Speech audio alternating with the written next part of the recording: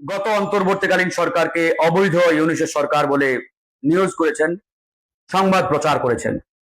এটি নিয়ে ইতিমধ্যে অনেক আলোচনা, অনেক সমালোচনা, অনেক রাজনীতির মাঠে এটা নিয়ে সরগরম একটা অবস্থা।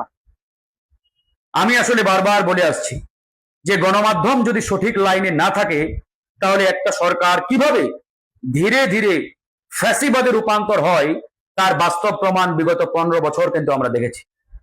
বিগত 15 বছরে আমরা দেখলাম শেখ হাসিনাকে কিভাবে এই মিডিয়াগুলো একটা দানবীয় সরকারে রূপান্তর করেছে। ঠিক একই কায়দা আমরা যদি এখনো অবলোকন করি, দেখতে পাই, তাহলে আমাদের আফসোস লাগে যে আমরা আসলে সেই পুরনো পথে হাঁটছি কিনা।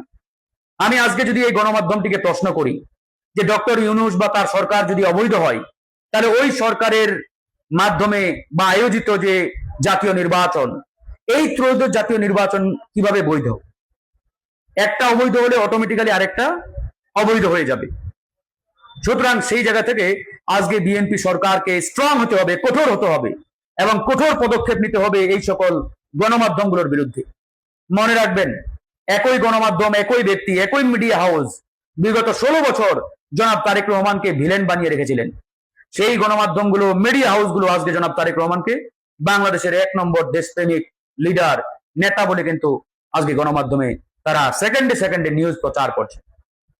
ভুলে যাবেন না, এই গণমাধ্যমগুলো বিগত 16 বছর শেখ হাসিনাকে এমন কোনো কথা নেই যে বলে নাই যে মৃত্যুর আগেও তার সাথে থাকতে চাই, মৃত্যুর পরেও তার সাথে থাকতে চাই। সুতরাং এগুলো আমাদের ইতিহাস, এগুলো থেকে শিক্ষা নিতে হবে, অন্যথায় আমরা কিন্তু আবারও বিপদে পড়ব। এই যে ধৃষ্টতা তারা দেখালেন, এই ধৃষ্টতার বিচার যদি অন্তর্বর্তীকালীন সরকার কে নিয়ে যে করা হয়েছে, এটা যদি এই তারেক রহমানের সরকার না করে, তাহলে দেখবেন এরাই এক সময় এই সরকারের পিছনে এমন ভাবে লাগবে যে এই সরকারকে নাস্তানাবুদ করে ছাড়বে। সময় থাকতে ব্যবস্থা নেন, শিক্ষা নেন। ধন্যবাদ।